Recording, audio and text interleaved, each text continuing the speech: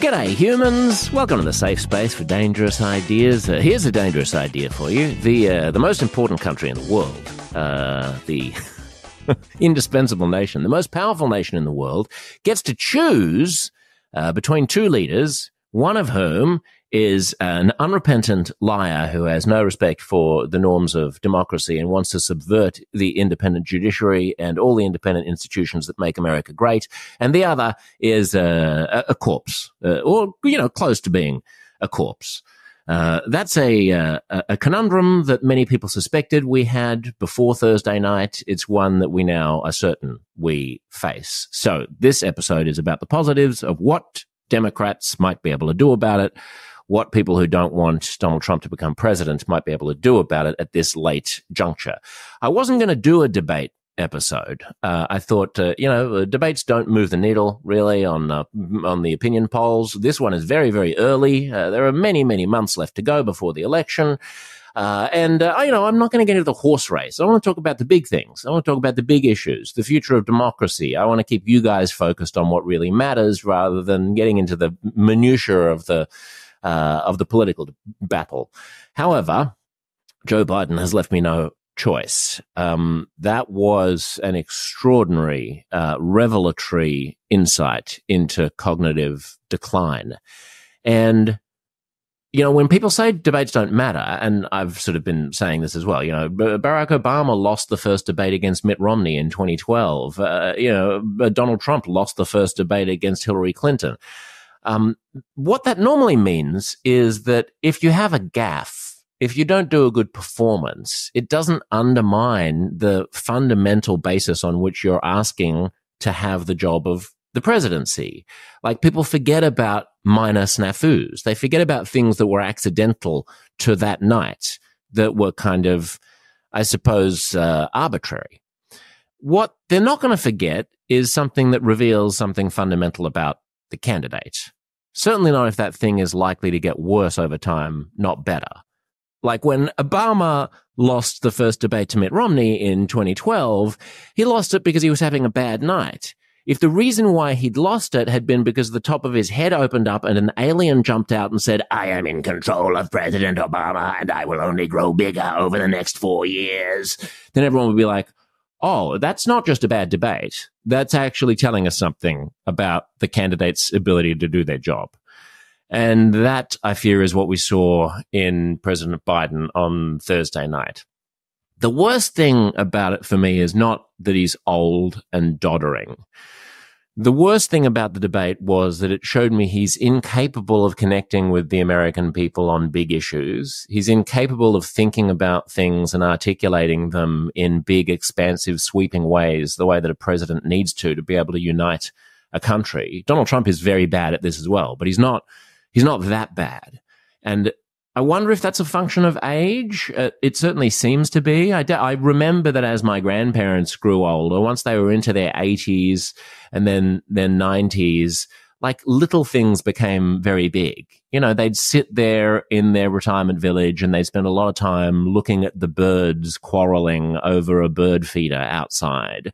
They'd know that they had that day to do the laundry and then go and pick up something from the bakery, and those things would consume all of the rest of their attention because, little things get big. They would notice a fraying stitch on a little piece of clothing that they would never have noticed when they were, like, busy with big shit because they were 45 years old and they had lives to run.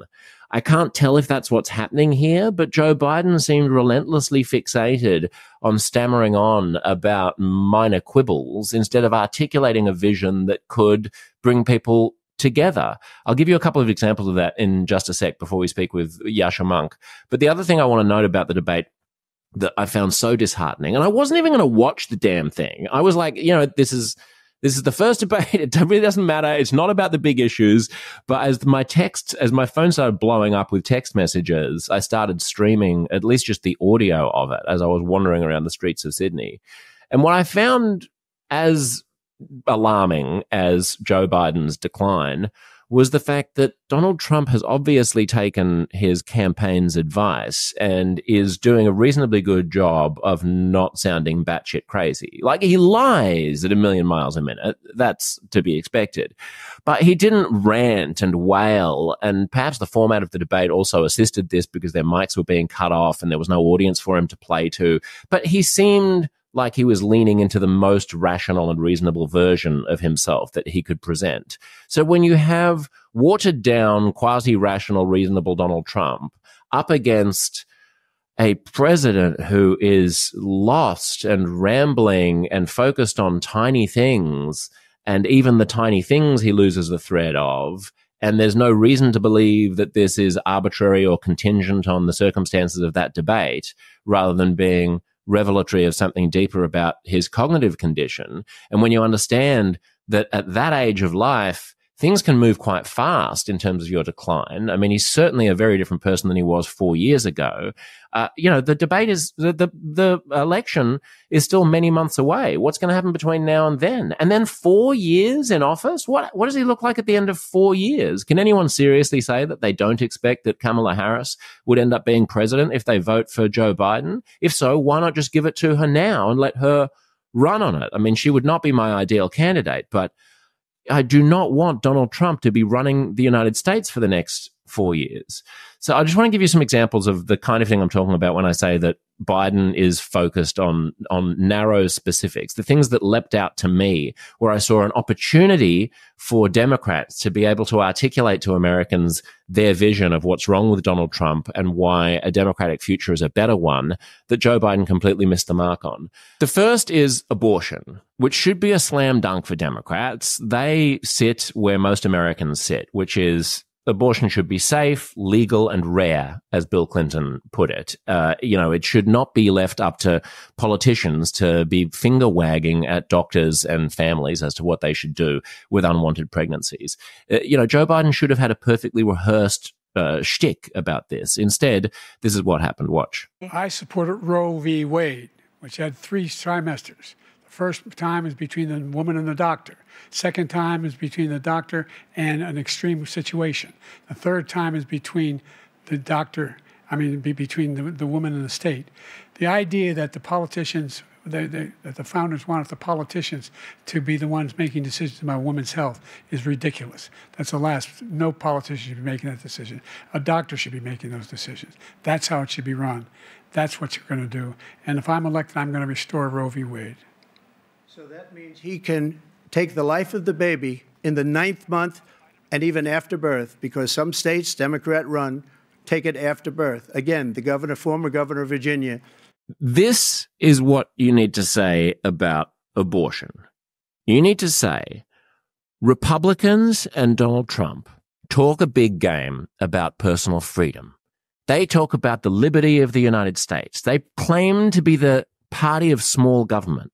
And yet when it comes to one of the most important decisions that families can ever make, which is when and how to have a child that deserves their full attention and all of the resources that they can put into it, a child that deserves not to be unwanted, they want politicians in Washington, D.C. to be telling you, or politicians in state capitals, to be telling you how you can run your family. They want to be intervening in the healthcare system and bossing around doctors about what the appropriate medical care that a woman should get is. Now, I understand, you could say, as a Democrat, I understand that this is a fraught situation. This is morally complicated. It is not an easy call to make. And there are people of good faith right around this great nation of ours who have different ideas about the morality of either terminating a fertilized egg, at what point of it being an embryo and a fetus, it gains the rights of personhood. We all agree that in the 3rd trimester, it's getting too close. And I think that abortion is always a morally complicated situation, sometimes even a tragedy that has to be made by families and doctors. But part of living in a democracy is living in a society that is big enough to understand that each of us has their own perspective on things, that different communities, different families, different faith traditions, including atheists, have different ways of approaching this issue. We are not a country in which one clique gets to boss around everybody else, in which one religious denomination gets to tell everybody else how they should live. And what the Republicans are doing, these hypocrites, this hypocrite on the stage next to me, this man who has sex repeatedly with all kinds of people, who cheats on his wife, who pays for abortions for other people, now wants to point at you and tell you when you can do that, when you can do the same thing that he does with total impunity. Since when are we the kind of country that allows one small group of people to boss everybody else around, to use the power of the state, to deploy the strong arm of the law for politicians to tell doctors and families how they can run their lives? This is morally complicated. I respect you enough, I respect Americans enough to allow Americans to make those decisions for themselves. That's what you say about abortion. It's not that hard. You try to unite the country. You try to understand where anti-abortion people are coming from. You try not to sound extreme. You don't quibble about trimesters. You don't talk about how like the first and the second and the third is like, that's getting down in the details. That's my grandparents looking at the birds squabbling in the bird bath, or the piece of frayed cotton that happens to be on my jacket. Like, you got to run this whole show, Joe. You got to run the whole ship. So, like, articulate the biggest possible version, the 30,000-foot version that speaks to everybody's hearts, instead of quibbling with minutia. The second clip, to try to show you where the Democrats should be going and how Joe Biden is leading them astray, is about climate change. President Trump, will you take any action as president to slow the climate crisis? So I want absolutely immaculate clean water, and I want absolutely clean air, and we had it. We had H2O. We had the best numbers ever, and we were using all forms of energy, all forms, everything. And yet, during my 4 years, I had the best environmental numbers ever. And my top environmental people gave me that statistic just before I walked on the stage, actually. I don't know where the hell he's been.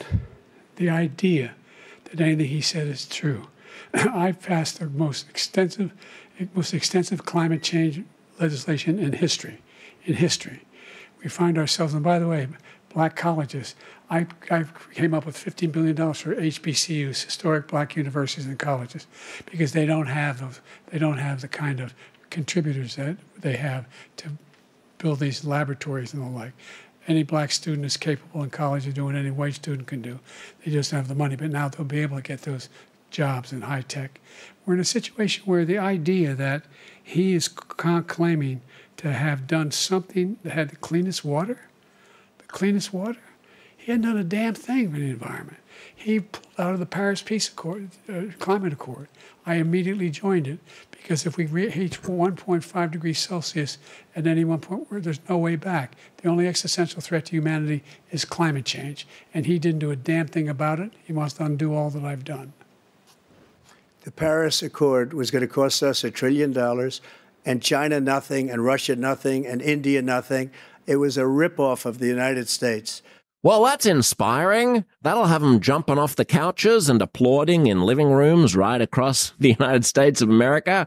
I mean, firstly, if you want to take Donald Trump's bait, you can certainly say, what the hell are you talking about with water and air? That has nothing to do. That's not what climate change is about. Listen, the science here is settled, you need to say. You need to say, I understand that there is a Republican spin machine that is making a lot of people feel like, because there may have been some inaccurate predictions in the past, or sometimes science gets things wrong, there is uncertainty in climate science. Of course there's uncertainty. There's uncertainty in all science. The one thing that we absolutely know for certain is that the emissions that we are currently pumping into the atmosphere are making hurricanes stronger. They're making droughts more intense. They're making storms worse. They're making your plane sit on the tarmac more frequently because there are more and more thunderstorms. They're making turbulence in the air worse. At the very best case scenario, if we do nothing, if we do what President Trump and the oil lobby wants us to do, then your future and your kids' future is going to be a lot more expensive, and it's frankly going to be a pain in the ass. There are going to be refugee flows all over the world because of disruptions to the monsoon. Our great farmers are going to find it harder to get water. There are going to be fights in this country. We're going to rip ourselves ourselves apart because of droughts and because of the sheer cost of rebuilding from storms like Hurricane Sandy and Hurricane Katrina. We don't want to live in a world where we're constantly getting battered by superstorms. We don't want to live in a world where farmers have to move hundreds of miles to find the correct sources of water. We don't want to live in a world where we're bankrupting ourselves by constantly having to struggle with dikes and dams and levees and whatever else we need to mitigate a problem that we ourselves are causing and that we have the opportunity to fix. An opportunity, might I add, that can actually make us money instead of costing us money if we just shifted some of the revenue that we're currently putting into subsidizing the oil industry into subsidizing clean energy and clean jobs instead. We're going to have to make this transition someday. We might as well make it now. Like, talk about the big picture. Talk about how it actually affects people. Talk about the stress of living in a world which is a pain in the ass to do anything in because it's constantly being battered by droughts and hurricanes and superstorms. Don't talk about the Paris Climate Accord. I mean, for Jesus, it infuriates me. You know, at least what Donald Trump is saying, even though it's a load of horse shit, it has clarity, like crystal clear, clean drinking water. You can picture that. There's an image in your mind of like a mountain stream, of like going hiking, crystal clear air, like you think about standing on top of a mountain and looking out over a vista of clean air. And then we hear about the fucking Paris Climate Accords. Give me a break. Okay, the last and most important clip, because this is the one that scares the pants off me more than any other, is the issue of democracy and the robustness of American institutions and America continuing to cohere as a functioning demos, as a functioning state with independent institutions. This, again, should have been a slam dunk because this is really the case that I believe the Democrats should have been making all along and should be hammering home. It should be along the lines of, we are a United States of America. Donald Trump is divisive. He wants to undermine the institutions that make this country great. And I'll show you, 5 ways of doing it. He wants to, install his own judges on federal courts. He wants to go after whistleblowers and he wants to go after his own political enemies. And he wants to install, an attorney general who will do his bidding and who won't be impartial. Look at the firing of Jim Comey. I mean, you can go through, you could articulate on a bumper sticker, basically 5 ways in which Donald Trump is antithetical to the principles of American democracy. And the Democrats haven't done that, which is why I'm sort of flailing around and even coming up with it off the top of my head. But, give me 7 minutes and I'll jot it on the back of a napkin for the Democratic Party if they need me to. Here is, and the one event that sort of exemplifies this, of course, is January 6th, which is the one moment where we really saw enacted the spirit of defiance against American democracy that Trumpism inhabits. So here's the exchange about January 6th. And Nancy Pelosi, if you just watched the news from 2 days ago, on tape to her daughter, who's a documentary filmmaker, they say, but she's saying, oh, no, it's my responsibility. I was responsible for this because I offered her 10,000 soldiers or National Guard, and she turned them down. And the mayor of, in writing, by the way, the mayor, in writing, turned it down, the mayor of D.C. They turned it down. I offered 10,000 because I could see, I had virtually nothing to do. They asked me to go make a speech. I could see what was happening. Everybody was saying they're going to be there on January 6th. They're going to be there. And I said, you know what? There's a lot of people coming. You could feel it. You could feel it too, and you could feel it. And I said, they ought to have some National Guard or whatever. And I offered it to her. And she now admits that she turned it down. And it was the same day she was, I don't know, she can't be very happy with her daughter because it made her into a liar. She said, I take full responsibility for January 6th. President Biden? Look, he encouraged those folks to go up on Capitol Hill, number one. I sat in the dining room off the Oval Office. He sat there for 3 hours watching, begging, being begged by his vice president and a number of his colleagues on the Republican side as well to do something, to call for a stop, to end it. Instead, they talked about these people being patriots and great patrons of America. In fact, he says he'll now forgive them for what they've done. They've been convicted. He says he wants to commute their sentences and say that no. But he went to every single court in the nation. I don't know how many cases, scores of cases, including the Supreme Court. And they said, no, this guy this guy is responsible for doing what was done. He didn't do a damn thing, and these people should be in jail, and they should be the ones who are being held accountable. And he wants to let them all out. And now he says if he loses again, such a whiner that he is, that it could be a bloodbath. Thank you, President Biden. President Trump? Oh, for the love of all things holy. January 6th is not about January 6th.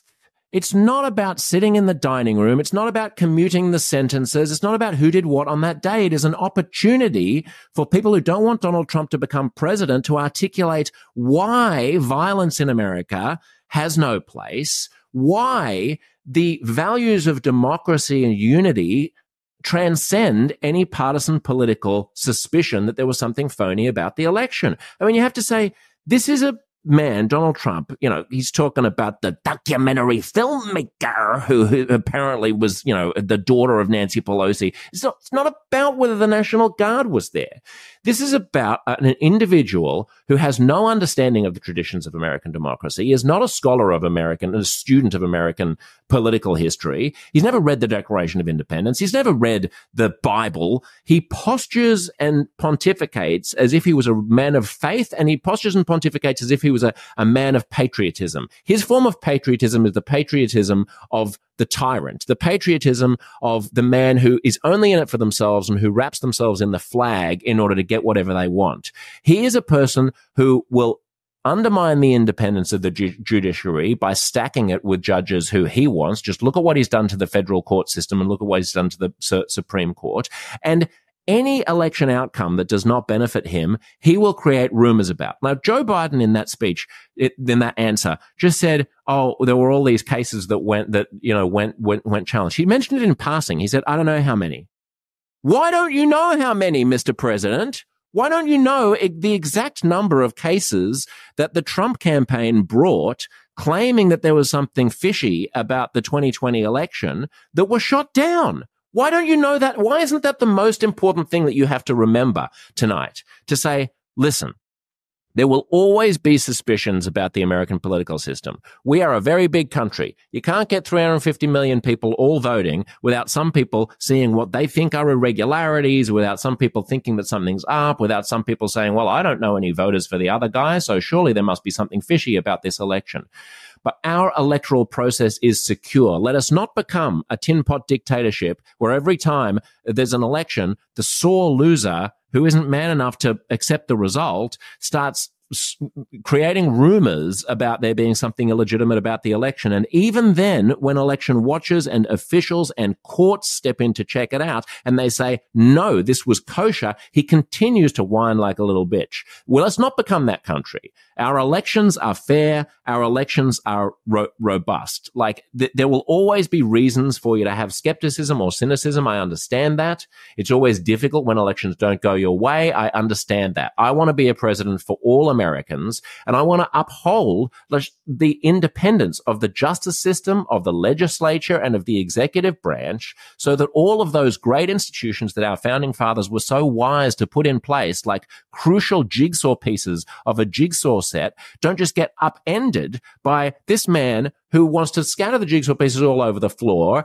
and reassemble them whatever way he wants to. He does not respect the values of America. And listen, I mean, what Joe Biden really needs to say, I mean, where Democrats really need to get to is basically the spirit of what Barack Obama was saying before he was president. When he gave his Democratic National Convention speech, I think it was 2004, and his point was, there is no red America and blue America. There is no black America and white America. There is only the United States of America. We are too divided today, Joe Biden needs to say. And one of our central causes of division is a simplistic adversarial way of thinking that is embodied by this man. I understand if you love this man. I certainly understand if you hate this man. I don't want either love or hate towards our political leaders. I want our political leaders to get the job done. I want our political leaders to work for you, not for themselves. I want our political leaders to respect the institutions of this country, the justice system, the media, the legislature and the executive that our founding fathers put in place. I want us all to be one America.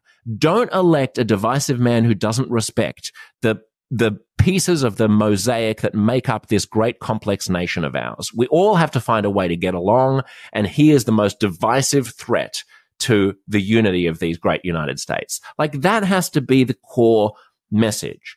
Then you can also talk about inflation. You can talk about the fact that Trump wants to impose essentially a 10% tax on everything, which is a tariff. I didn't even hear that come up. I don't know if it was during a part that I didn't listen to, but he should be ramming home that if you're worried about prices going up, prices are definitely going to go up if you put a 10% tax on everything, a 10% tariff, Trump calls it, but it functionally gets passed on to the consumer as a tax. There were all kind of other wowzers that you could go into, like Donald Trump saying that illegal immigration puts pressure on Social Security and Medicare. I mean, for a start, it always frustrates me that we don't make a clear distinction between legal immigration and illegal immigration, because the left is so scared of I don't know, sounding like they're unwoke about illegal immigration. But if I were Joe Biden, I would also be saying, listen, this guy makes a big hoo-ha about the southern border, and the southern border, let's be honest, is a shambles. We have to do better. We have to do something about it. We have to fix immigration in this country. And we had a bipartisan bill to do so until Donald Trump instructed his lackeys not to vote for it, because he wants this to be a wound, a sore, an open, festering sore for him to be able to run on, because he wants America to get worse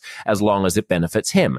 But the real thing that you need to understand about Donald Trump and immigration is that he wants to dramatically reduce legal immigration. He wants to reduce the number of skilled workers who are coming into this country. He wants to make it harder for you to get a brilliant doctor from South Asia. He wants it harder for tech companies he wants to make it harder for tech companies to be able to get the talent that they need from abroad. He wants an America that is old-fashioned, middle-aged, and mediocre. People who come to this country are dynamic, they're forward-looking, they generally produce more than they consume.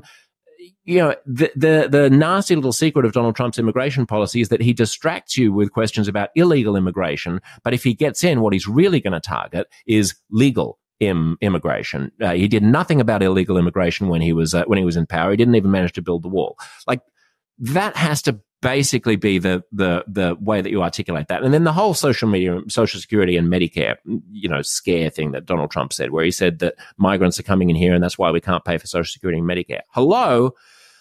Migrants tend to be young. You don't have a lot of 70-year-olds coming across the border. You don't even have a lot of 70-year-olds coming in legally. So they shift the balance in favor of people who can afford to pay for Social Security and Medicare. The other thing is, illegal immigrants specifically, they pay into Social Security through their taxes because they have to pay tax, but they don't get to draw down Social Security or Medicare. So they're paying into the system and they're not taking out of the system. They are, by definition, a net gain. Look, I could go on and on about this. Suffice it to say that I think a lot of the analysis, which is focusing on sort of specific gaffes or talking specifically about Biden's age, are somewhat missing the point. Like, it may be true that his age is the cause of the problem that I'm articulating, but the problem that I'm articulating is, I think, a larger and deeper chasm than merely his age. And he may always have suffered from this to some extent, and it may be exacerbated by his cognitive decline, but it's his inability to talk about big issues that face America in ways that resonate with the person who's watching. Trump has his own strange, deranged, parallel universe of conversation that lands with some 30 to 40% of people. And you only need another 10 or 11% of people to think that he's preferable to the other guy to get him over the line. Trump is not going to win a majority of votes in the United States. He doesn't need to. He only needs to win a majority in those 4 to 6 swing states. And if you put him up against somebody who not only can't walk properly and can't talk properly and clearly can't hold a train of thought properly, but lacks the ability to speak about things in big 30,000-foot ways that resonate with voters' lives and make them feel like he is someone who can take them on to the next chapter of the great American story. Like, if he could do that, if he was doddering and old, but every time he spoke, he sounded like a sage. He sounded like a wise old man on a mountaintop. Then you might be able to get enough voters thinking, you know what? The president doesn't need to be agile. The president can be like an ancient person who sits on a hill in the White House, and people come to him and they say, what should we do about this? And because he was around at the signing of the Declaration of Independence and he and George Washington both figured it out, he's like, you know what? You should do this, but before you do it, talk to so-and-so because you're going to need the House Judiciary Committee on side, so you don't want them to feel like they've been left out in the cold. So get like the head of the House Judiciary Committee to talk to like the Senate subcommittee, and by the way, put in a call to the ambassador to Denmark, because if we do this, it's going to have an impact on the price of, herring, and the North Sea fishing stock could be implicated. We don't want them to get caught by surprise. Like, that's what you want. You want the person who's got the big overview. He doesn't need to be able to say that quickly. He doesn't need to be able to say that nimbly, but he needs to be able to think it. And he needs to be able to articulate the fact that he can think it to the people of America and the people of the world. Which leads me to the conclusion that there is no way Joe Biden can win this election, which leads me to the conclusion that he has to step down. Sadly, he can't be replaced unless he does step down. Now that I want to figure out how to do that, I was very gratified to see come across my social media feed an article in The Spectator by one of my favorite thinkers, Yascha Mounk. The article was written right after the debate. It's called "Democrats Have Led America to the Brink of the Abyss," and subtitled, "The Party Has for Too Long Prized Polite Lies Over Uncomfortable Truths."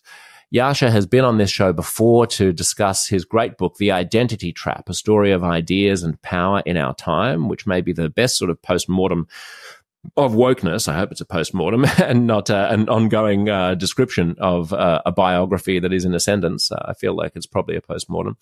Yascha is a writer. He's an academic. He's known for his work on the crisis of democracy and the defense of philosophically liberal values. His other books are The Great Experiment, Why Diverse Democracies Fall Apart and How They Can Endure, The Age of Responsibility, Luck, Choice, and the Welfare State, and The People versus Democracy, Why Our Freedom is in Danger and How to Save It. I read out those titles, which I don't normally do, just so you can get a sense of how long he's been thinking about exactly this kind of stuff. And he has a proposal about what the Democrats might be able to do.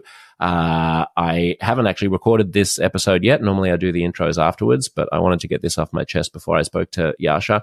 I hope you and I both enjoy this chat with the one and only Yascha Mounk. But let's just start with the basics. Is there anything that Democrats can do? Like, at this point, Democrats can't get rid of Joe Biden. Is that right? I still think that they can. I think that they have to. There is no obvious institutional or procedural way for them to get rid of Joe Biden. But what struck That's what I mean. I mean, that's a pretty big catch to be like, they have to, but they can't. But they should, but they won't. But they could, but they mightn't. Well, it seems to me that at least from what we know publicly so far, they haven't properly tried, right? I do think that Joe Biden respects Barack Obama, his old boss, tremendously. Obama came out publicly supporting Biden after the debate. Joe Biden relies on the support of senior Democratic leaders in the House, in the Senate, and other institutions. Those so far have been defending Joe Biden. Joe Biden relies on his vice president and on key governors around the state, like Gretchen Whitmer in Michigan and the governor of California, either of whom might in theory replace him. Both of them, for good strategic reasons, have been defending him because they don't want to be seen as those who would most benefit from his knifing. They didn't want to be seen with a knife in their hands. They will grudgingly step up if called, with humility in their heart on behalf of the American people, but they would never be so bold as to suggest themselves. But all the things that you're talking about, Yascha, are basically these are customary. When you say he relies on their support, he relies in an informal way on their support. I'm just speaking from the perspective of someone who comes from a parliamentary democracy. Like if he was in a parliamentary democracy, he would have been out on Friday morning and the party would have just nominated someone else, as they did in Australia in 2015, 10 months before an election, in 2013, less than 3 months before an election. They just brought back in the last guy, Kevin Rudd. They were just like, okay, for 83 days, you're the prime minister because we're polling badly. So now you can, it would be as if the Democrats just went back and said, okay, Barack Obama is now the president. He's going to run for the next term. Like that happens in parliament. And just one of the things that I've learned in the last 10 years of going around the world talking about various topics, including populism, is that people always hate their local electoral system. And they always think that there's some magical other electoral system that's going to be better. And that includes people in parliamentary systems. In England, for example, every time I give a talk, somebody asks, well, wouldn't we be much better off with proportional representation? But it turns out that they often overlook the strengths of their systems. And I think one of the real strengths of a parliamentary system, as they have in Australia and obviously in England, is precisely that ability to change leader without having to wait for an election. For, backbenchers in parliament and other, more key figures in the party to say, this has gone so far off the rails, we got to swap out horses in the middle of a journey. And you're right that, in principle, there's going to be a Democratic National Convention where Biden has to be confirmed. So, some of the delegates could, say we do not believe that the president is mentally fit to run. Even if we're delegates for him, we're going to vote for somebody else. But Democrats have put in some rules and regulations recently that make that much harder. So I think institutionally it's very hard. You're absolutely right. If Joe Biden ends up being stubborn, and the difficulty. Correct me if I'm wrong, Yascha, but part of the difficulty is that we've already had the primaries, even though they were uncontested and nobody ran against him. The primaries did take place. So had his aides been more forthright about his limitations cognitively, presumably prior to the primaries, then maybe we would have had more of an opportunity. Is that right? Because then the delegates from the primaries would not be pledged to him yet? Absolutely. But so let me make 2 points, right? So the first is just, you are right that institutionally it's very, very hard for him to replace Biden. And perhaps Biden is so stubborn that even if everybody around him says, look, Joe, we love you, you trust us, you cannot run, he still would. That certainly is possible. It hasn't been tried, right? We don't know. And perhaps some of this is going on privately, right? Perhaps when Barack Obama is publicly tweeting very laudatory things about Biden, that's because privately he's making the push. But so far as we know, so far as been reported, there hasn't been the attempt by the people who are most influential on Biden to say, Joe, you've got to step aside.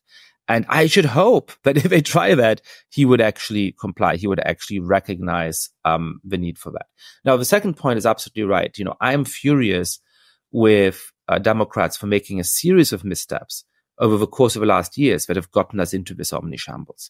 The only reason why Biden ended up being the candidate in 2020 is that all of these rising, potentially moderate Democratic politicians got the moment completely wrong, ran after public opinion on Twitter, echoed what the most inflammatory people were saying on Twitter at the time, and therefore forced primary voters to choose between a hard left of the party and Joe Biden, who was too old to know what was going on Twitter. That's part of what set up the problem in the first place. And there's already questions about his mental state in 2020. He clearly was in a better mental condition than he is now, but there's already questions about whether he was getting rather too old and perhaps a little bit senile. The second thing they did wrong was to choose Kamala Harris. And they chose Kamala Harris explicitly for demographic reasons, which both narrowed the candidate field for the vice presidency in a way that I think was a mistake. There was probably other Black female candidates like Susan Rice who would have done much better. It also weakened her further in the eyes of people because they didn't think you chose who you thought of as the best candidate. You explicitly chose somebody who fit these demographic requirements.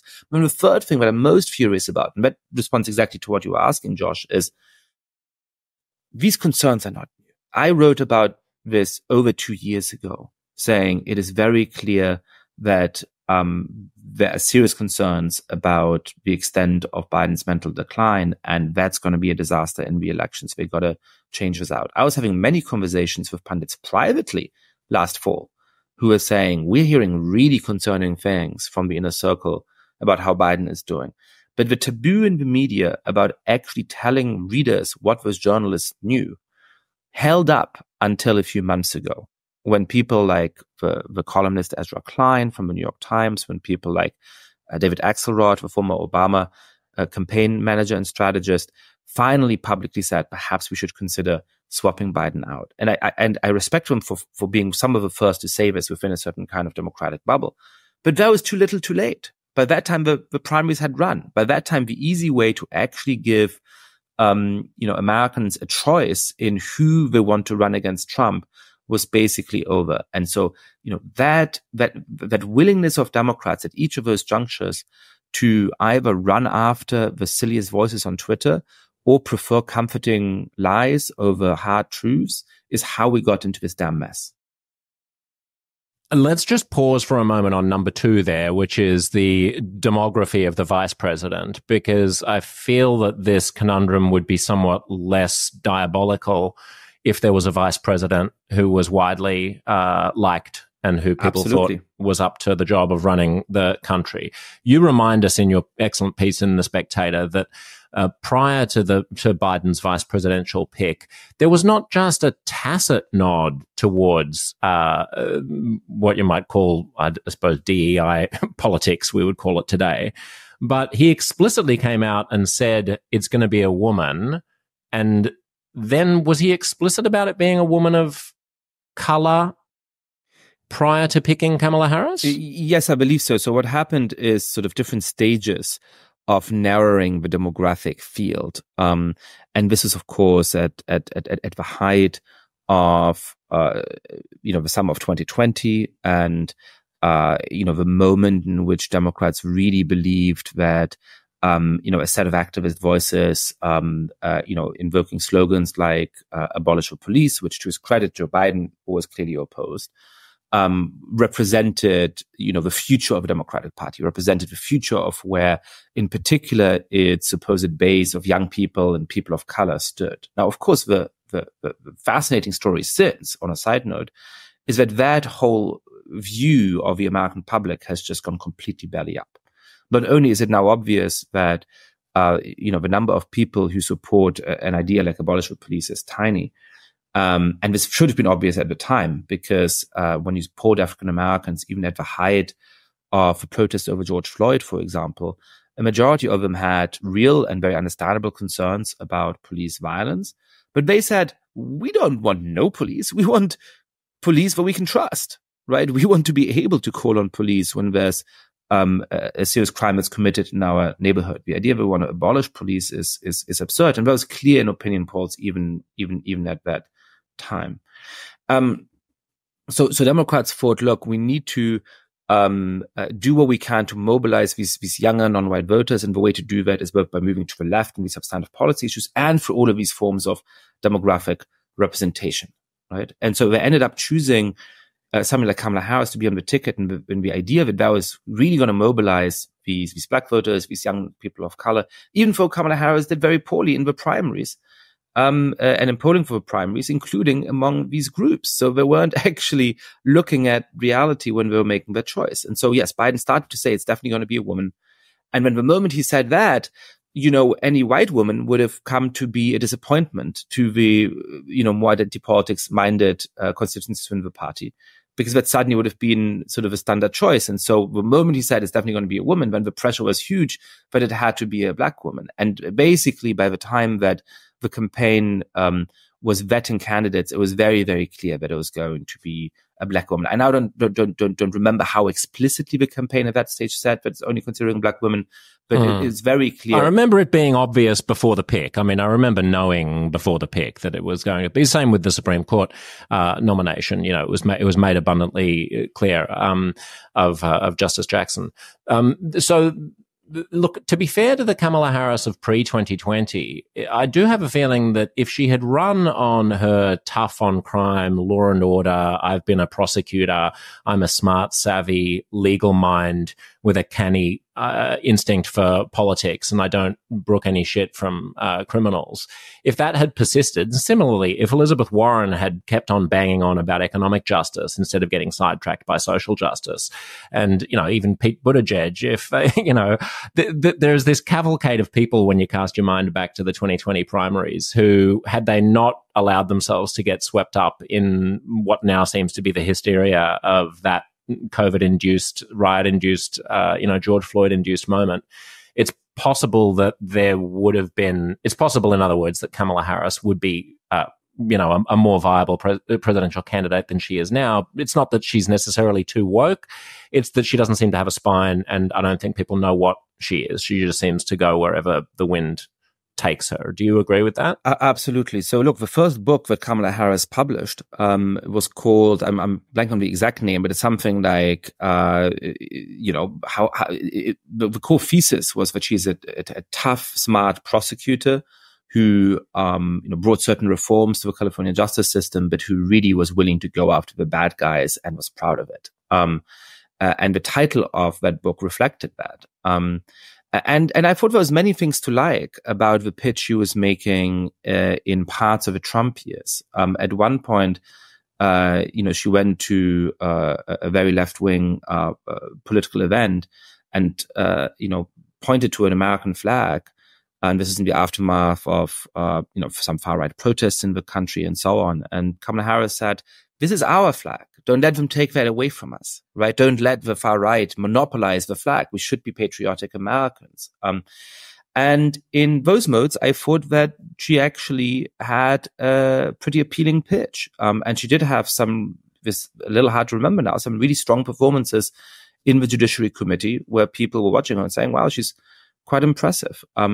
The problem, as you're saying, is that she then swung wildly to the left during the primaries and during the summer of 2020, because her advisors and herself clearly misread the mood of the electorate, thinking that the most extreme voices on Twitter somehow represented where the average Democratic primary voter actually sat. And as a result, she succeeded in really quite a remarkable feat, which is to make every constituency in the Democratic Party distrust her. I tend to be more moderate. My friends within the party are on the center left. They do not trust her one moment. They feel that if the wind blows a little bit on the other side on Twitter or in the New York Times editorial board, she'll just go along with that. And one of the examples of this is that Joe Biden put her in charge of the southern border, and because of her fears of activists, she refused to actually go and visit the southern border that she was supposedly in charge of for a very, very long period of time. But I know, people on the far left of the party, the robust progressives within the Democratic Party don't trust her either, because they say, look, she's echoing some of the stuff that we've been saying. But, for many years before that, she was this prosecutor in California talking about how tough she is, and she'll sell us down the river any moment that she decides. So we don't trust her either. That's really quite a remarkable feat. Now, to your wider point, I think the best example of that is actually Bernie Sanders. I'm not a big fan of Bernie Sanders's, but in 2016 he had a very, very effective pitch because he was really talking about economic inequality, about problems with the American economic system. Focusing his attacks on class lines. And that clearly resonated with a significant portion of the Democratic base. Now, his analysis between 2016 and 2020 was that he did not do enough to mobilize basically the sort of young wokish activists. And he mistook those people as standing for broader communities. And so he hired all of those identitarian figures as his spokespeople, as his key policy advisors between 2016 and 2020. And that's one of the reasons why his appeal significantly narrowed during those years. I think if Bernie had run the campaign he ran in 2016 in 2020, plus, a bunch of attacks on Donald Trump, he may very well have won that primary election.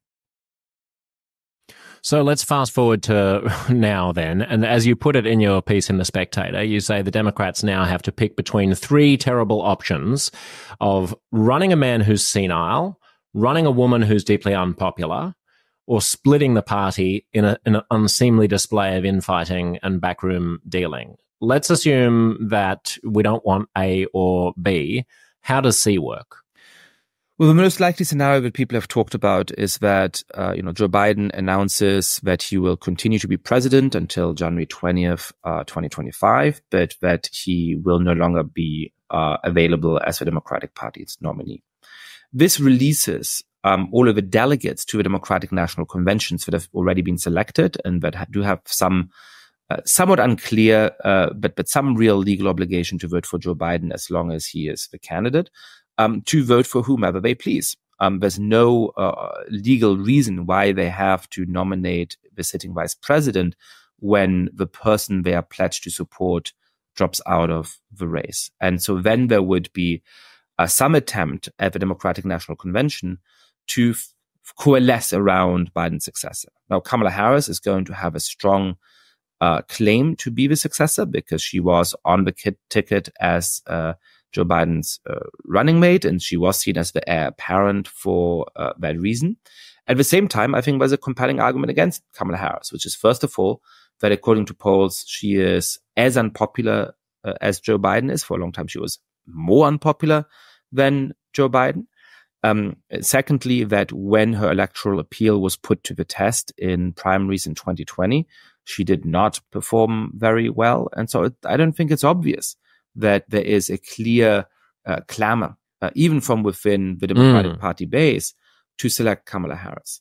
Now, and I think, I guess you could just say, if people think that's unfair, you could just make the point that, look, if the president were to resign today, then it would be absolutely legitimate to expect that Kamala Harris would be the president until January 20th, 2025.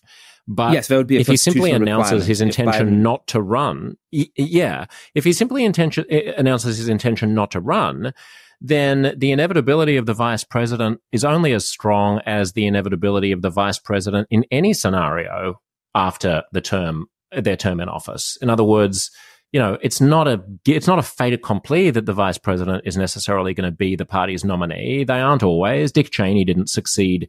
Didn't even try to succeed George W. Bush. I think then you end up with a convention that's only 4 weeks before the election, in which you've got the whole party arguing with itself and trying to bring down whoever the candidates are. It's not necessarily a good look, and it gives Donald Trump all the ammunition he needs to make it seem like you're a basket case. Are you sure that that's better than running corpse Biden? Well, look, a few points. One is the convention is about 2.5 months before the election. I forget when exactly it is, but it's customarily in August, and I'm assuming. It's August. Yes, you're right. Sometime in August, and the election is in the beginning of November, of course. I do worry about the fact that if the party doesn't manage to coalesce around a replacement candidate, that's going to look very messy. There's particular concerns that if they don't choose Kamala Harris, they're somehow going to alienate all of these, black voters that are supposedly key to the Democratic Party's success. I have two things to say in response to that. One of which is that it's actually among young voters and non-white voters, including black voters, that the campaign is currently struggling. Biden retains about as much as the vote of older white Americans as he did 4 years ago. It is those voters who are saying, we don't like this administration, we don't trust these people, in part because they're way too far to the left of us, especially on social and cultural issues. Also, it wouldn't be, it's just not the case that black voters are supportive of woke candidates. The people who you would lose if you knifed Kamala Harris in the back would be largely white, university-educated social justice activists who think that they're allies of black people. But the actual black Democratic base is pretty conservative socially. Yes, absolutely. So it's clear that the black electorate is actually the most conservative group within the Democratic Party for interesting, and once you think about it, obvious historical reasons, which is that black voters, because of the civil rights movement and because, frankly, the Republican Party did have a strategy of trying to appeal to white voters with significant racial resentment in the 1970s and to some extent the 1980s, never felt welcome in the Republican Party. And so if you think about it, it's not like all black people are somehow progressive or liberal, right? They have a distribution of views about questions like the importance of marriage or of a stable family or all the other kinds of cultural questions that split any other demographic group. And they're also more religious than the average Democrat, so they have more traditional family values type social outlooks. So that's an additional reason, but even if you forget about that, even just say they have roughly the same distribution of preferences about cultural issues, if a conservative white person would simply vote for the Republican Party. For a long time, a conservative black person would not have voted for the Republican Party for perfectly sensible reasons within that political context. Those reasons are going away, in part because the Republican Party has actually been quite good at recruiting some visible black political figures and, frankly, distancing itself, even under Donald Trump, from the kind of anti-black appeals that was a more significant part of the party's rhetoric in the past. And so increasingly conservative and even moderate Black voters, including as well as, of course, more conservative Latinos and others, are saying, we don't have to vote for Democrats just because we're not white. We actually feel comfortable voting for the Republican Party. And so, the Democratic Party says our base is these young, non-white people we have to mobilize and get to the polls. That's true. That is an important part of the Democratic base, but you don't mobilize them by moving left. You actually mobilize them and win them over by moving to the center. They're not saying you're not sufficiently woke for us. They're saying you're way off to one side, talking stuff that we really don't agree with about, for example, trans women in sports and so on. You got to actually show to us that you're sensible for us to come back into the fold of a party that perhaps my parents always voted for, my grandparents would always vote for. I mean, this is not a representative person, but I spoke to one person who's a very prominent hip hop producer, who put out some of the seminal records in the 80s and 90s. African-American guy who said in his family, the only person who still reliably votes for Democrats is his octogenarian mother. Because in that generation, it's just obvious you vote for Democrats and anything else is absurd. And then he said, of his siblings, he has two sisters who are married to white guys and they also vote Democrat, but everybody else is now voting Republican. Again, that's anecdotal. I don't think that's representative, but it tells you something about where. Well, there's also, we haven't even mentioned the Latino vote, but I think it was Ronald Reagan. I don't know if this is apocryphal, but apparently Ronald Reagan said that Hispanics are Republicans. They just don't know it yet. He had the point of view that they're hardworking, they're industrious, they believe in family values, they're natural Republicans. And his prophecy is somewhat coming true in the sense that Latino men are now, going en masse towards Donald Trump instead of the Democrats, and so that should be a big worry for the Democrats. So as we think about a possible successor to Biden, you have to take into account the point of view of a young Hispanic male if you want to keep the coalition together, as well as Black Democrats. Okay, so let's go to this. So we're at the Democratic convention. We've got Kamala as a candidate. Who else do we have, and how do the factions cleave, and how do they sort it out? So the broad factions within the Democratic Party still pit, a loud progressive wing around people like Bernie Sanders and Elizabeth Warren against a more moderate mainstream wing of the party, around people like Joe Biden himself. Obviously, that was a big part of his appeal in 2020. And then you have a whole lot of people who are somewhere in between that. People like Cory Booker, for example, who's certainly not a member of the Squad. He's certainly not a democratic socialist. He's certainly not a paid-up member of a progressive wing of a party. And in fact, progressives particularly dislike and distrust him, I think in part because they think that a black senator must somehow be on their side. But he's also not a sort of explicit third-way moderate. I would put him somewhere in between. And that's probably where the center of gravity in the party, at least among the electeds and the kinds of people who are going to be delegates at the convention falls. But one side note is some of the people at the convention are very influential, very powerful people. A lot of them would be thrust into a lot of responsibility. And, there's just the people who are the local party activists, the people who drive around, bring everybody to the polls on primary day, the people who, get in the yard signs to the house and then distribute them among other sort of local party hopefuls. So there are people who, have real public spirit in a certain sense, who volunteer a lot of the time to the very thankless task of organizing for boring party primaries, for minor electorals. And the big reward is once every 4 years they get to go to this convention, but we don't really have any power normally. Right. Now suddenly we might be in a world where they hold a lot of power. And I don't think people understand quite enough about where exactly they fall ideologically within that spectrum. And do you remember back during the Hillary-Bernie primary, there was a lot of complaining from Bernie bros about super delegates and how there are people who get smuggled into the convention by the powers that be who have twice the voting power of regular delegates and things like that. Do you understand any of that? And does any of that make a difference now? Well, it makes much less of a difference for two reasons. One is that in 2016, we had a relatively close run primary election. So even though Hillary Clinton clearly won by the end, and not just among superdelegates, but also among the elected delegates, there was a significant contingent of Bernie delegates who went into the convention in 2016. And in part because, frankly, irresponsible rhetoric from Bernie Sanders calling the whole thing rigged, some of them were not willing to give up on their candidate. And so they really wanted to disrupt the convention and exert a political price in order to do that. This time around, there's really no other candidate other than Joe Biden. I mean, there's Dean Phillips going around, and he sort of made an interesting pitch, but I don't know that he won.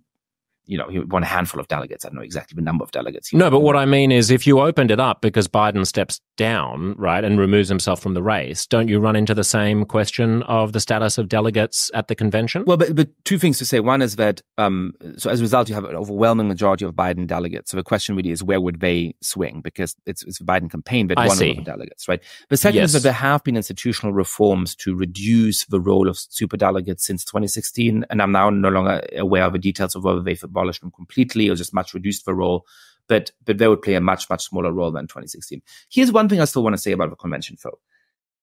It would be a mess, right? I mean, at this point, we're in the omnishambles. I've explained how it is that Democrats got us into the omnishambles, but it's obviously an omnishamble. So we're in the world of picking the least bad option. I still think, a convention that's a mess, that chooses a candidate that's not proven because they haven't had the time to run at the national level and make the pitch to voters and grow is a real problem.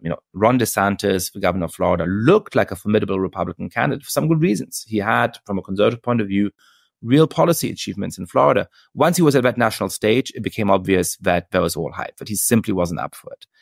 That could happen to some of the people who are thinking of as possible replacements of Biden, like Gavin Newsom, the governor of California, or Gretchen Whitmer, the governor of Michigan. We simply don't know. They're not tested at that level.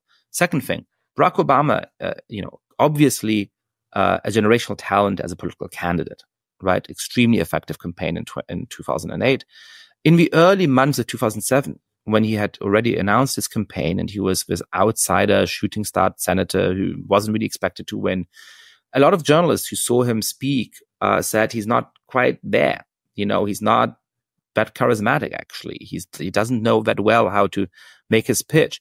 But he spent months, speaking to rooms of 50 random people all across Iowa, honing those skills. And by the time he hit the big time and debated Hillary Clinton, in the key primary debates in the fall of 2007 and so on, he had grown tremendously as a candidate, and he was incredibly effective. We've deprived people like Gretchen Whitmer or like Gavin Newsom or, Josh Shapiro, all the other kinds of people who might have run, of the opportunity to grow in that kind of way. And that's a problem as well. Now, we've deprived them because we didn't run against Joe Biden and hold a proper Democratic primary, you mean? Because Biden, the biggest journalist, didn't tell the public about what they knew on Biden's mental stage. And so we didn't end up putting pressure on him to not run. And so we didn't end up with a real primary season. And to be fair, they were too cowardly to run against Biden. They could have done so. But that would have been very hard, under those circumstances. But I want to say two things. One is, there's also upside here. Right? I think a fresh political phase when a lot of Americans are deeply fatigued, obviously with Joe Biden, but also with Donald Trump, is a real strength. I think there would be some excitement if by the end of August, we suddenly have a candidate who's plausible, who's 30 years younger than either of those candidates, who seems to represent a generational change. That person doesn't have to do all of that much to suddenly feel like a real breath of fresh air. And then, of course, there's advantages to only having 2.5 months of the opposition being able to define you, right? I mean, a lot of American politics is negative ads, is attack ads, is people trying to make people scared of you. Only giving the Republican Party 2.5 months to do all of that is a genuine advantage in an election. And as you're saying, there's other systems where you have candidates who who come in 3 or 4 months before the election, who are obviously not completely unknown figures, but who rise to a new level of prominence, and they often fare quite well because voters say, "Hey, you know what? Perhaps a fresh voice is what we need." Now, the other thing I want to say is, I think this is still a little bit in Democrats' hands. We have elections in France and the United Kingdom around now that were called in June. That we didn't know were happening on June 1st. And these countries were able to organize genuine national elections in in that time span. I don't see why the Democratic Party, the moment that Joe Biden hopefully announces his intention not to run again, can't let's call it a one-day consultative popularity poll in 50 states, right? So you have one day in which you are asking any American who's interested to show up to the polls. It doesn't have to be an official vote, doesn't have to have any legal validity, right? And say, hey, you're going to have a bunch of candidates. Tell us who you like. And that, I think, would provide a lot of a democratic legitimacy to then coalesce around one of those candidates at the Democratic National Convention. Yeah, I think this is an interesting proposal that you make in your piece as well. So some kind of a one-day consultative vote in all 50 states, a kind of a testing ground for the national appeal of various candidates. Who decides who gets on that ballot? Well, the Democratic National Committee, but first of all, I don't see the point of keeping people off ballots. I mean, you know, you don't want 7,000 weirdos who nobody has ever heard of, but I think you can have very minimal requirements. The standard one is that, there's got to be a couple of polls in which you poll at least at 1%. But if there's 17 names on that ballot, I don't really care. That's perfectly fine. So have, minimum standards so that you don't have literal lunatics put their name on the ballot and, you have 274 names to choose from and it's such a mess that you can't find people at all. Say something like you got to have 1% in a few national polls so that it's just candidates who are in any way kind of plausible. If you end up with 10, 15 names, who cares? Let's see which of them actually appeal. I mean, it is funny that the American political system works so slowly and the reactions to it are so fast. It's like it is, it's abiding by the logic of this social media algorithmic 24-hour news cycle hysteria where a single tweet can dominate news coverage for 3 hours and then disappear.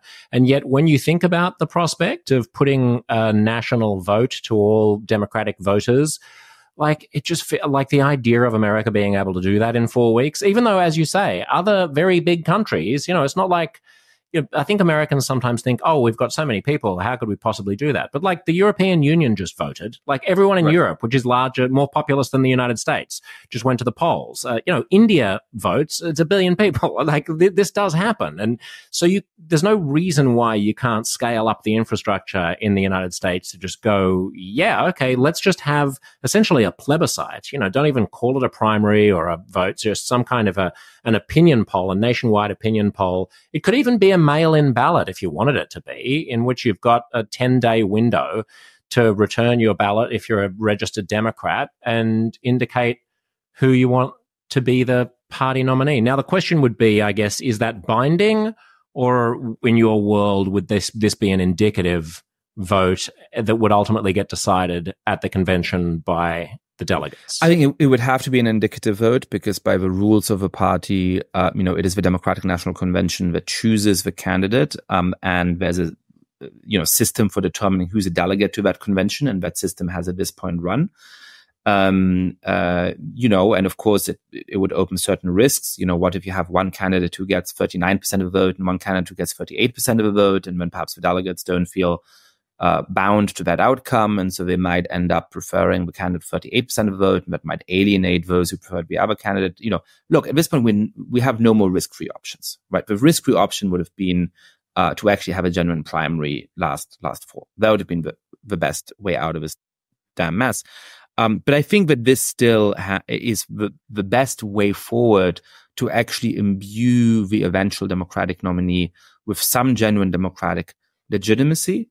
And with making people excited about this person, right? You would have a frantic period. I mean, it's also the case, of course, people don't have to be that excited in the sense that I think that, I heard a pollster saying that this is the first election in American history where a generic candidate beats either of the actual candidates. In other words, if you ask people, would you rather a generic Democrat over Donald Trump, then the generic Democrat wins. Would you rather a generic Republican over Joe Biden? The generic Republican wins.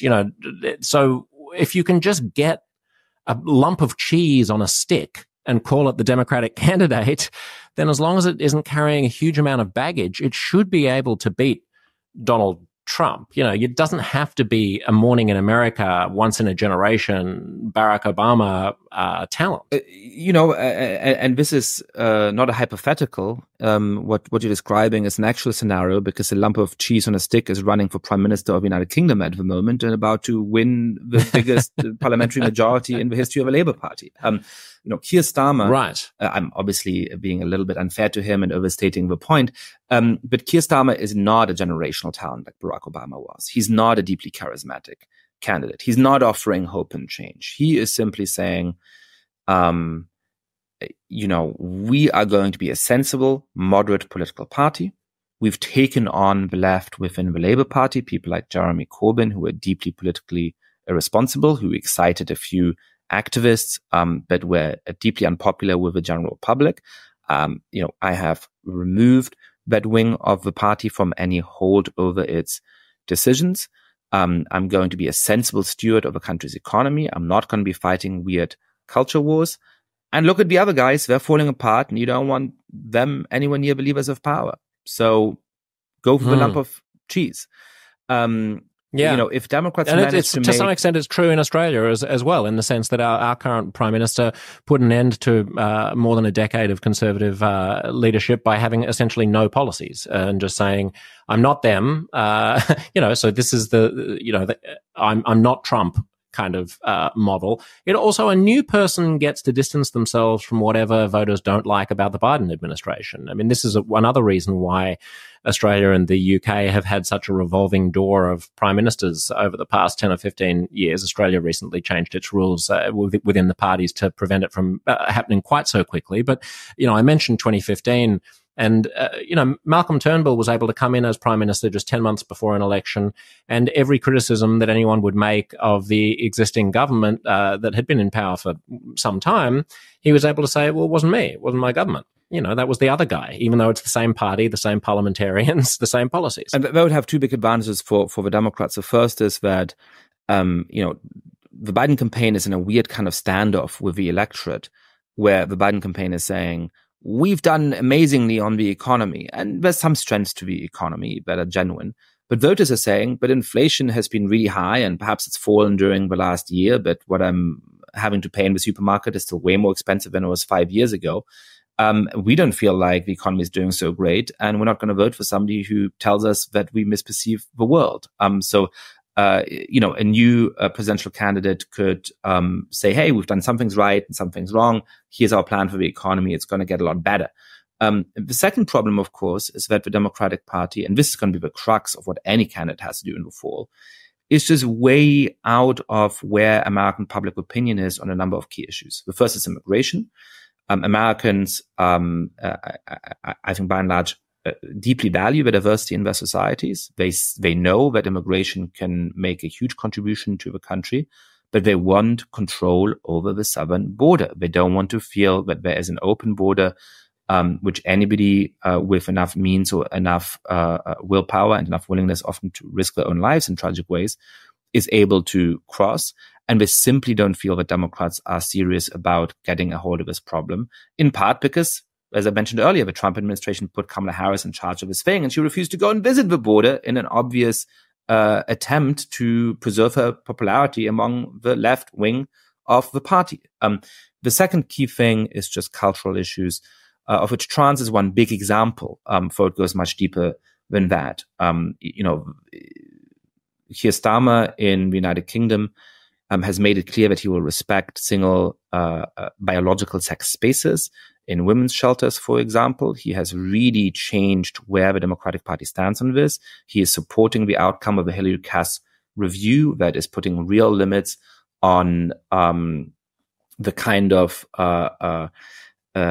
gender changing surgeries that you can access as minors, saying that there's real limits on both our state of knowledge about what the long-term impact of these kind of surgeries is, and on the ability of 13, 14-year-olds to consent to life-changing alterations of the body that often render them infertile and so on. Joe Biden and the Democratic Party have not made the same kind of changes. Americans rightly perceive that this party is not willing to ensure that high-level sports competitions are reserved for biological women, that they are not willing to look at where the evidence has led a lot of European public health systems on some of the complications of transgender care for teenagers and tweenagers. And that makes them feel that the party as a whole is just way out of the mainstream. And the way that, the administration, as well as much more progressive voices within the party talk about the world, only doubles down on that. What James Carville has written. And I mean, that's without even touching like race, where, my black friends in America, the majority of them find it just exhausting the way that Biden and his acolytes talk about race. When he gave that speech to Westmoreland College or whatever it was, that mostly majority black Morehouse College, and he's telling them that Morehouse College, that they have to be 10 times better than a white person to get ahead, and they're carrying the burden of, intergenerational trauma on their shoulders and so on. And the conflation of illegal immigration with legal immigration, the kind of half-baked, compromise that he did at the border with 2,500 refugees or asylum seekers per day. And this sense that, anytime any criticism of illegal immigration is conflated with a criticism of legal immigration, you don't have to be like an anti-woke conservative crusader to just find the whole thing a little bit inside the bubble and unhinged from where the center of gravity of America is. It's just not how people talk, and it's not where they are politically. And look, the Democratic Party should be progressive on many of these issues, in part because we need a sensible division of labor between Democrats and Republicans in the United States. And in part because part of its natural voting bloc are people who obviously have deep concerns about some of these issues. The way the Democratic Party is talking is very, very white. So we know from a report that, progressive activists are hugely overproportionally rich, affluent, and white. And so the tone in which the Democrats talk about issues, whether it is, sensitive questions around the treatment of trans people, or whether it is, how to empower Black America, is not in the register that base which is in play actually talks about them. It talks about them in the register of a white lefty, post-grad at Smith College. And that's a real problem. So this is something that a new candidate would have to solve. Even if they don't, even if they just talk generic Democrat balderdash, they're going to have a much better chance than Joe Biden or Kamala Harris. But if they want to maximize the chances and possibly win the kind of majority that would actually put an end to some of the most worrying forms of Trumpism, the kind of majority that Keir Starmer is about to have in the United Kingdom, they got to distance the party from those deeply unpopular positions. And it's possible to do that without selling out groups that are vulnerable, including trans people, without giving up on the basics that we need to have equal rights for people irrespective of the kind of group into which they are born. There's a way of standing up for those good old-fashioned liberal aspirational values without engaging in, the kind of, woke speech bubbles that a lot of senior Democrats have gotten used to. And I mean, I think that's a medium to long-term goal of the Democratic Party. That needs to be a medium to long-term goal of the Democratic Party and of all center-left parties, regardless of what happens now. But I feel like at the moment we're in a state of triage where it's just we face a terrifying emergency for American democracy. You're always one of my favorite analysts on like the big picture of like how we got here. So just step back for a moment and look at the very long term. Like, what the hell has happened? Like, how is it possible that in the most powerful country in the world, we find ourselves in this diabolical, like, Sophie's choice between a man who has absolute contempt for American democracy and knows nothing about the independence of the judiciary, the separation of powers, international relations, the geopolitical world order, and a man who is patently incapable of following a train of his own thought for more than 15 seconds. What the hell is going on? Well, so one set of things that's going on is what we've talked about, which is the Democrats. To hear the rest of this conversation, go to uncomfortableconversations.substack.com/listen, and you will get your own personal premium podcast feed with at least 3 extra episodes of the podcast every month and heaps of extra stuff, including the remainder right now of the fabulous conversation you've just been hearing. If it was worth listening to this much of, don't rob yourself of the rest. Pull out your phone right now and search for Uncomfortable Conversations on Substack.